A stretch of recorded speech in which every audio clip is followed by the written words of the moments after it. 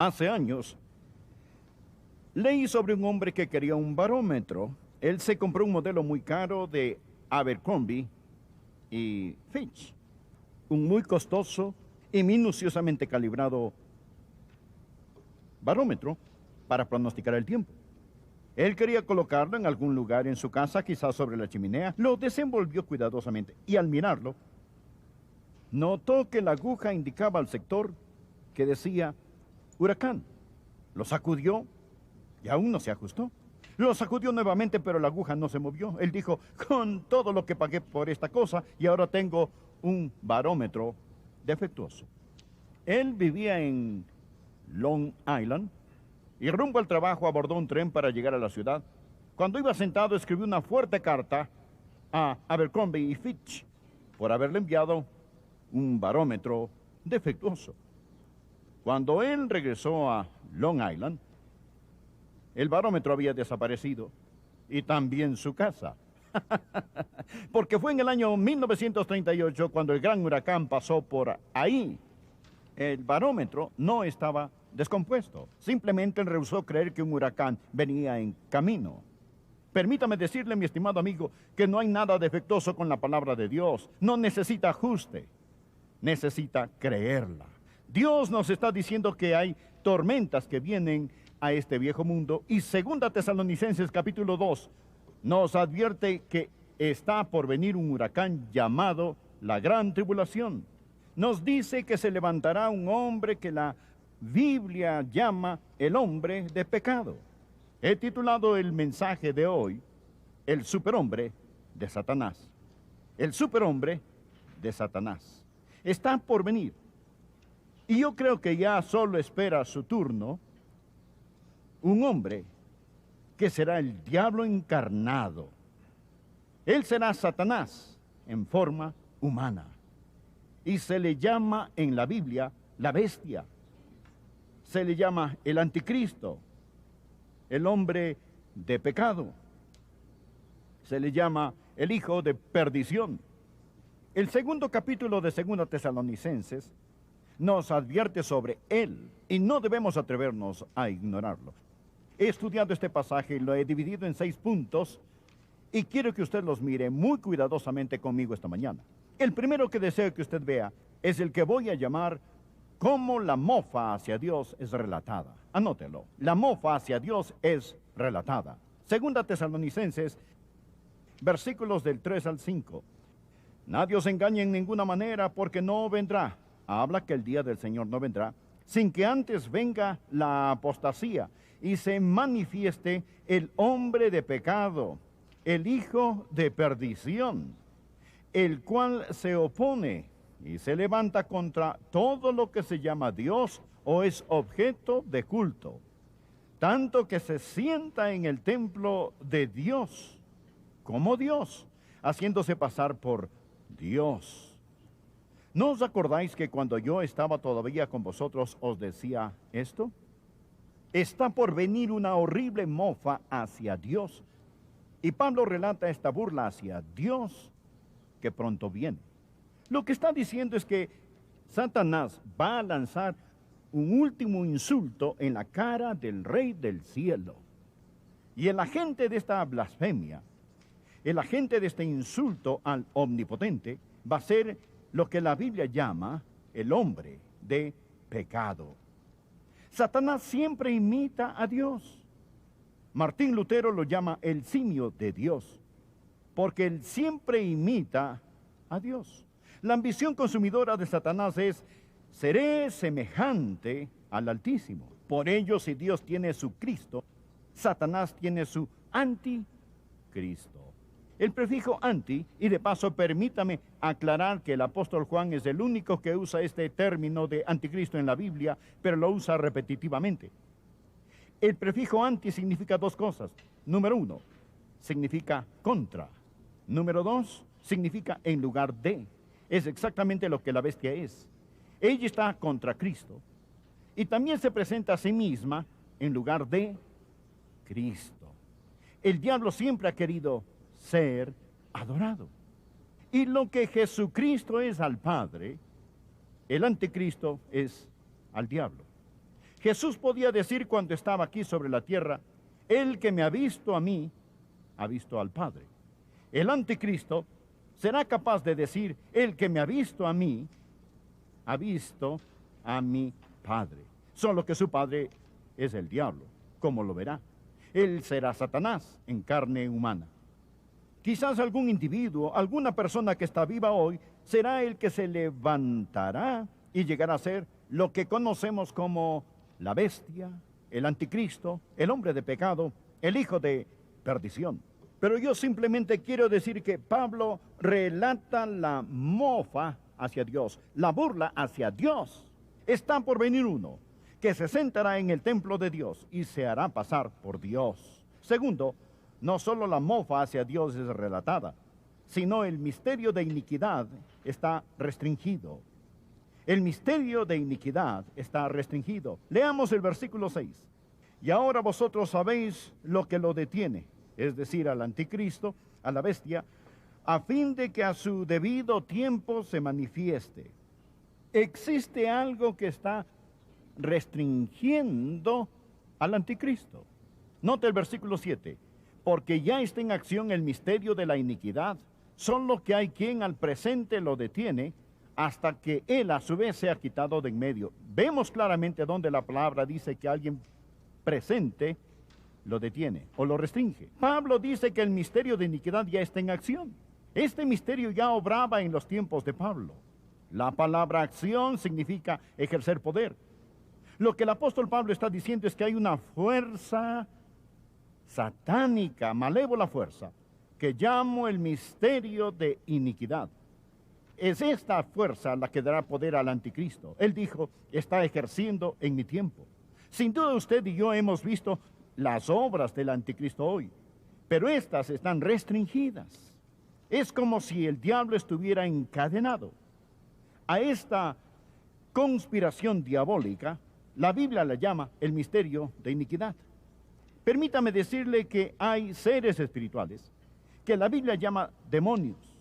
Son organizados, son inteligentes, son invisibles, ellos son poderosos y son incansables. Quizás usted dirá, no creo en demonios.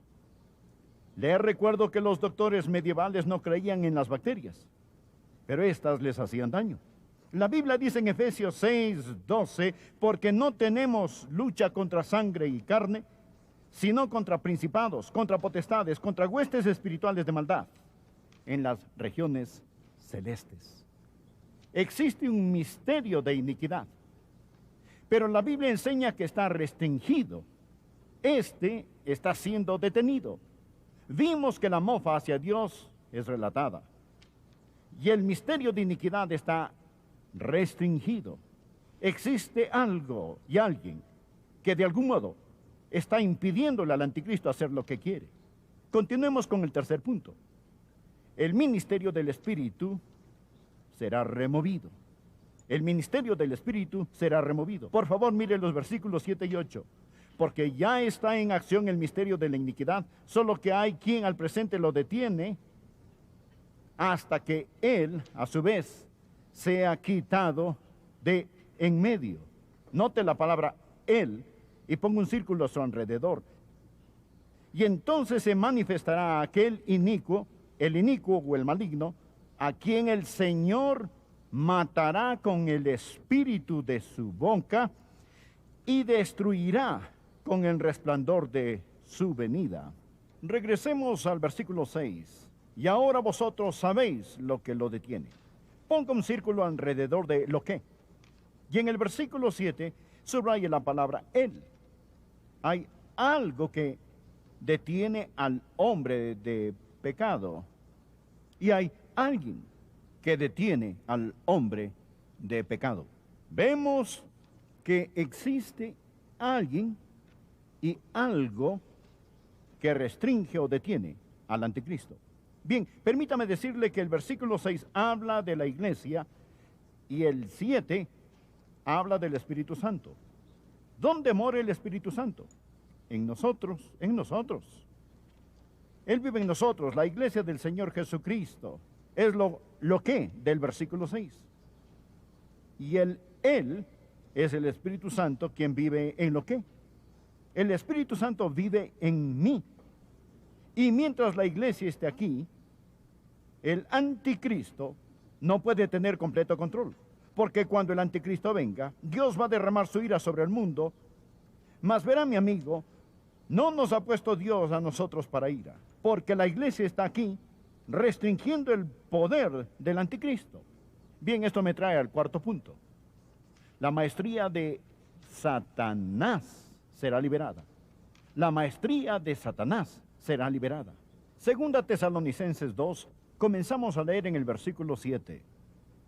Porque ya está en acción el misterio de la iniquidad, solo que hay quien al presente lo detiene, hasta que él a su vez se ha quitado de en medio. Y entonces se manifestará aquel inicuo, a quien el Señor matará con el espíritu de su boca, y destruirá con el resplandor de su venida. Inicuo cuyo advenimiento es por obra de Satanás, con gran poder y señales y prodigios mentirosos, y con todo engaño de iniquidad para los que se pierden, por cuanto no recibieron el amor de la verdad para ser salvos. ¿Qué pasaje tan atemorizante es este? Recuerde esto. El hombre de pecado va a ser Satanás encarnado. Él va a recibir su poder directamente del diablo. Versículo 9. Inicuo cuyo advenimiento es por obra de Satanás, con gran poder y señales y prodigios mentirosos. ¿Cómo será el anticristo? Yo lo llamo el superhombre de Satanás. Su genio intelectual será inmenso. Su autoridad será abrumadora. Su odio extraordinario. Sus técnicas espléndidas. Los hombres estarán dispuestos a morir por él. Las mujeres se rendirán a sus pies. Los niños mencionarán su nombre con reverencia. La Biblia dice, se maravilló toda la tierra en pos de la bestia. Cuando uso la palabra bestia, no crea que es alguien con apariencia feroz exteriormente, repugnante exteriormente. ¿O no? El nombre bestia habla de su carácter, no de su aspecto. Verá, la bestia es la segunda persona en la inicua Trinidad. Dios tiene una santa Trinidad, Padre, Hijo y Espíritu Santo. El diablo tiene su inicua Trinidad, el dragón, la bestia y el falso profeta. El dragón es Satanás, la bestia es el anticristo, el profeta falso es el siniestro, el ministro de propaganda, quien hará que la gente adore a la bestia, como el Espíritu Santo hace que la gente adore al Señor Jesucristo. Este rebelde va a llegar al poder por medio de la fama y la fortuna. Su mayor estratagema política será el ofrecer la paz mundial. Anoten el margen, Daniel capítulo 8, versículos del 23 al 25. Daniel 8, versículos del 23 al 25. Por favor, escúchelos, no trate de buscarlos, estamos sin tiempo. Y al fin del reinado de estos, está hablando del reinado de ciertos reyes, cuando los transgresores lleguen al colmo, se levantará un rey altivo de rostro y entendido en enigmas. Altivo de rostro significa que nadie puede ponerse en contra, y entendido en enigmas significa que ha explorado el ocultismo. Versículo 24, y su poder se fortalecerá, mas no con fuerza propia. Es decir, que recibe poder del diablo, y causará grandes ruinas, y prosperará, y hará arbitrariamente, y destruirá a los fuertes y al pueblo de los santos. El pueblo de los santos son los judíos. Con su sagacidad hará prosperar el engaño en su mano, y en su corazón se engrandecerá. Escuche la siguiente frase. Y sin aviso destruirá a muchos. Sin aviso. Eso es lo que él vendrá como una imitación del príncipe de paz. Él hará un pacto de paz con Israel. Por fin Israel dirá, nuestro Mesías ha venido. Verá, el diablo tiene poder.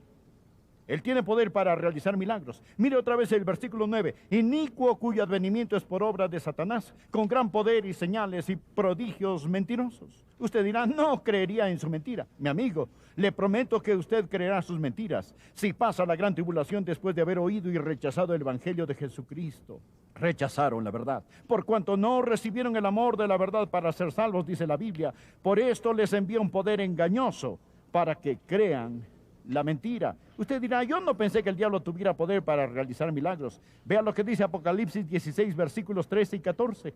Y vi salir de la boca del dragón, quien es el antidios, y de la boca de la bestia, quien es el anticristo, y de la boca del falso profeta, quien es el antiespíritu, 3 espíritus inmundos a manera de ranas, pues son espíritus de demonios que hacen señales y van a los reyes de la tierra en todo el mundo para reunirlos a la batalla de aquel gran día del Dios Todopoderoso. Lo que trato de decir, amigos, que está por venir un día cuando el infierno estará de fiesta. Viene el día cuando la iglesia será arrebatada, el Espíritu Santo se hará a un lado, se desencadenará a Satanás y su maestría será liberada. Satanás hará lo que le plazca sobre este mundo y gobernará por medio de su suplente, el hombre de pecado, el hijo de perdición. El quinto punto que quiero que anote: la miseria del hombre será redoblada.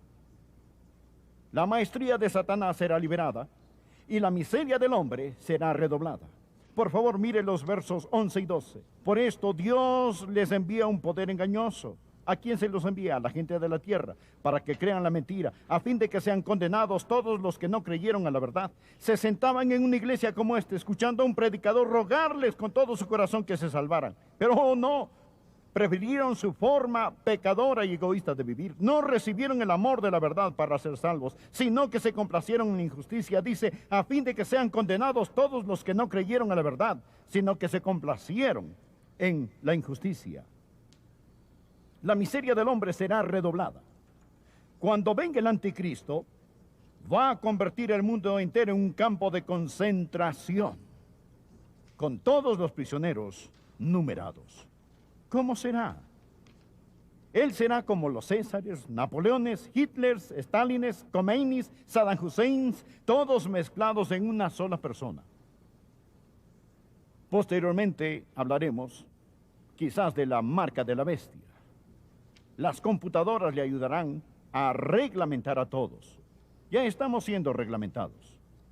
Ahora la gente ha ido más allá de la simple tarjeta de crédito que usamos y ya existen las tarjetas inteligentes que portan un chip de computadora que contiene todos sus datos personales.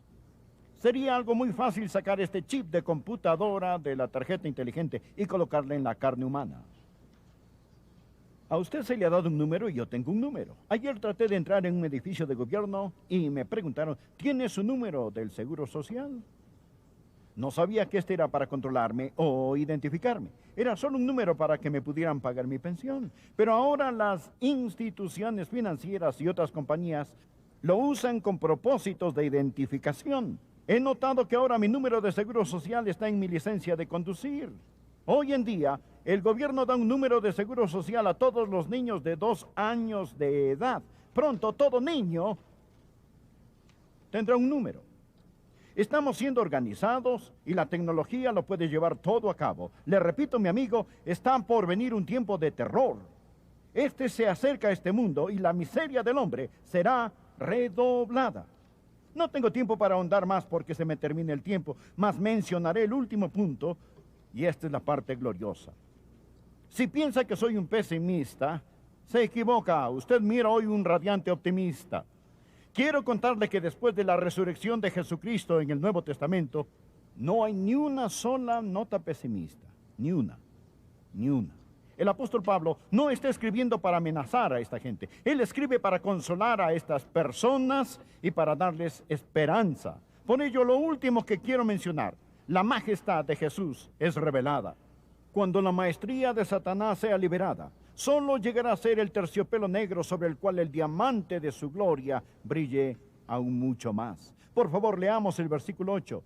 Y entonces se manifestará aquel inicuo a quien el Señor matará con el espíritu de su boca y destruirá con el resplandor de su venida. Amo este versículo. ¿A quién el Señor? ¿A quién el Señor? ¿A quién el Señor matará con el espíritu de su boca y destruirá con el resplandor de su venida? ¿Qué es el resplandor de su venida? La palabra resplandor literalmente significa superioridad, la gloria, la majestad de su venida. Hay muchas formas de expresión. El Señor Jesús viene como un relámpago. Mateo 24:27. Viene como un rayo del cielo. El Señor Jesús viene secretamente como ladrón en la noche. Primera Tesalonicenses 5:2. Ya hemos hablado de eso. El Señor Jesús, sin embargo, viene soberanamente como un rey. Y es de lo que hablamos aquí en este versículo 8. En el 8. Mi estimado amigo, el anticristo va a ser destruido por el resplandor de la venida de nuestro Señor y Salvador Jesucristo.